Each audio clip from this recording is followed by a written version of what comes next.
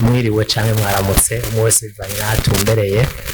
Uno munsi nkaba nashimye yuko dusangira ibintu bimwe bimwe kuri rino rubuga rwanje no chaîne YouTube. Ku mazina yanje nkaba nitwa Apollinaire Nikampaye, hanyuma chaîne yanje YouTube nayo ikaba ari Apple Business. Rero uno munsi nkuko nashimye ko tubisangira namwe, hanyuma ngombye ko dusangira kuko vyogufasha twese, ko vyogufasha nawe wewe usanzwe ufise ivyumviro ushaka kwiteza imbere, na cane cane ko intumbero y'ino chaîne YouTube yanje ni gutera intege uwo muntu wese afise indoto yo gushika ku kintu, afise avuga ati je ndifuza gushika kuri kino kintu mu bijanye n'iterambere, canke ndakenera umuntu ampanura, ndakeneye kumenya ni gute nokoresha amahera yiwanje. Niyo ntumbero y'ino chaîne yanje. Uno munsi rero nkaba nagomvye yuko dusangira ivyiyumviro bine bitari vyo abantu kenshi bakunda kwiyumvira iyo bagomba gukora imigambi yabo, ugasanga ivyo vyiyumviro bine biri mu mitwe yabo. Ivyo rero navyo ugasanga biza kwica umugambi wawe ntushike ku kintu. Rero ni ibintu bine, ivyiyumviro bine bitari vyo wewe ugomba gukora umugambi wawe utoshira imbere, wogerageza kwirinda. Les 4 fausses idées dans l'entrepreneuriat.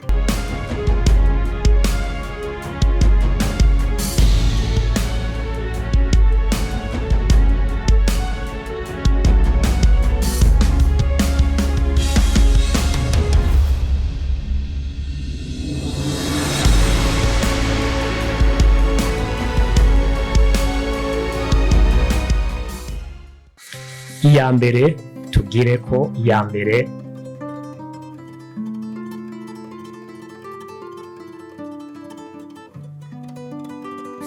gutangura umugambi, kwiyumvira gukora urudandazo kanaka canke umugambi wari wo wose kubera ko abonye abandi babikoze.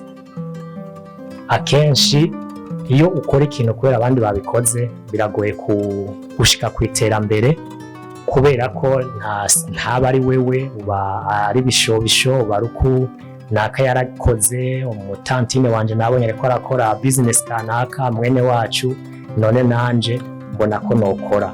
Ugasanga ugiye gukora n'ikintu kitajanye kitari no muri wewe, mugabo intumbero ari uko wabonye abandi babikoze, nanje reka ndabikore.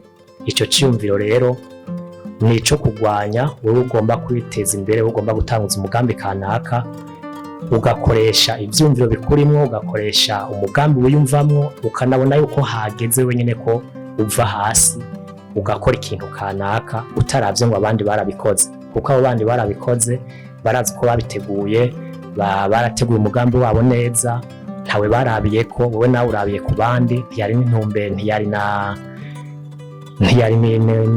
n'igisata cyo gukoreramwo, kumbure ntiyari n'ingabire yiwawe, ariko uciwe uvuga uti banaka ko bakoze, nanje reka nkore. Ico ciyumviro no mu bijanye no gukora ibijanye n'imigambi wocigiza kure, ugakurikiza nyabuna ikintu nyene kiri muri wewe wiyumvamwo, ugakora ikintu uvuga uti iki kintu ni ingabire yanje, ndaciyumvamwo, ntarabiye ku muntu n'umwe, noshobora gukora kino kintu.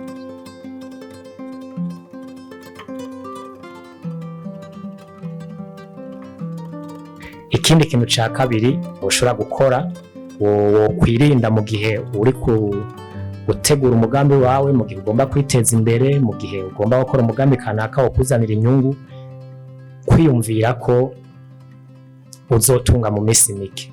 Penser à être riche dans quelques jours. Kwiyumvira ko mu kwezi kumwe, mu mezi abiri nzoba nabaye umugwizatunga, nzoba meze neza, nzoba mfise amafaranga. Ico ciyumviro mu bijanye no kwiteza imbere dans l'entrepreneuriat, ico ciyumviro sico, kuko igihe cyose utangura umugambi ntubuzi uko bizogenda. Umugambi ushobora kutunguka ugahomba. Rero mu gihe wafashe uruhande rumwe ko umugambi wawe uzunguka, atavyo guhomba wategekanije, kandi ugafata ko misi mike uzoba uri mu miliyoneri, uzofise amafaranga menshi, uhavugira ingorane ari uko wahomvye. Rero igihe cyose utegura umugambi, igihe ugomba gukora ikintu, ntuziyumvire ko ugiye gutunga mu kwezi kumwe, mu ndwi zibiri, ntuzi n'irya uzotunga. Umugambi ushobora kunguka mu myaka 10, mu myaka 5, mu myaka kanaka, ugasanga umwanya wewe nimba wavuze ati mu kwezi kumwe nimba ntazoba ndatunga, nzoca ndabiheba canke nzoca mura ku mugambi wase, ugasanga wewe wafashe ciyumviro wiyumviriye ati ko ntanguje umugambi ngiye gutunga vuba, ugasanga urahahombeye, ugasanga no mutwe ntibikugendeye neza. Rero iciyumviro cyo kwiyumvira ngo ngiye gutunga vuba kubera ntanguje n'umugambi kanaka, naco ni iciyumviro utokunda gufatirako kubera gishobora kugira nabi ataho gifatiye mu bijanye no kwiteza imbere.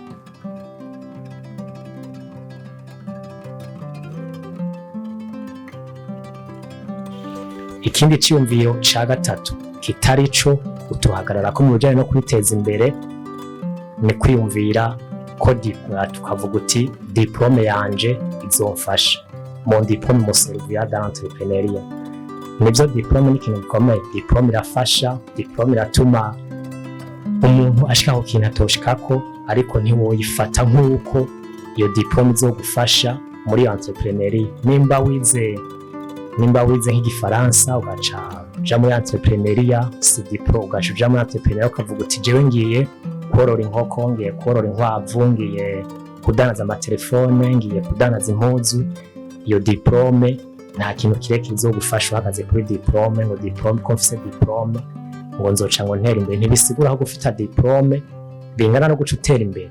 Nivyo diplome iradufasha, diplome uyifise iragufasha mu bitandukanye, ariko mu bijanye na entrepreneuria ntiwohagarara kuri diplome ko ariyo izokora ikagira inguvu, atari wewe uzogira inguvu. Rero diplome ntiwovuga ngo je ko mfise diplome nk'akarorero ukavuga uti je ko mfise diplome nkaba ndiko ndandaza amabati, nkaba ndi kumwe n'abandi batize badafise diplome ariko bandandaza amabati, je mfise diplome ni jewe nzotera imbere gusumvya abo. Ico ciyumviro ntiwogihagararako kubera iyo diplome yawe nta kintu muri entrepreneuria yokora ngo ihava ari kuzanira ibitangaza, ikora ibintu wewe wokoze ngo uvuga uti wewe ukora uwo mugambi uvuga uti ko mfise diplome, kunanirwa ntibizobaho. Ico kintu co guhagarara kuri diplome ntiwogihagararako cane mu gihe uza gutanguza umugambi.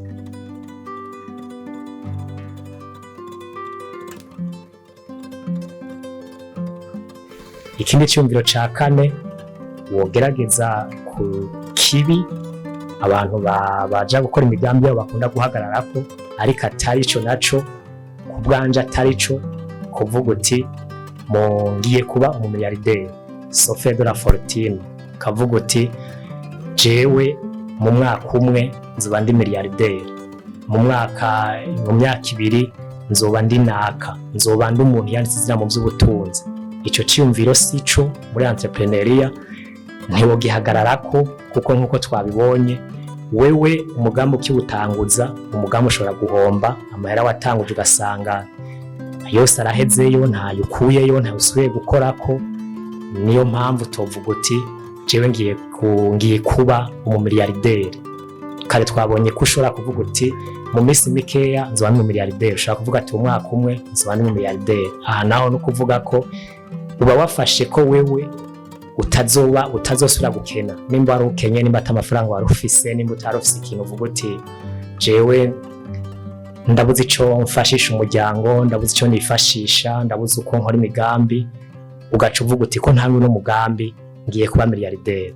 Ico ciyumviro sico, kubera ushobora kutaba miliyarderi, ushobora kutaba miliyonere. Ivyo vyiyumviro nivyo gushira ku ruhande, ntukurikiza amarangamutima, ukamenya uti ko umugambi ndawutanguje nshobora guhomba canke nkunguka. Nuko niko bimeze mu bijanye no kwiteza imbere.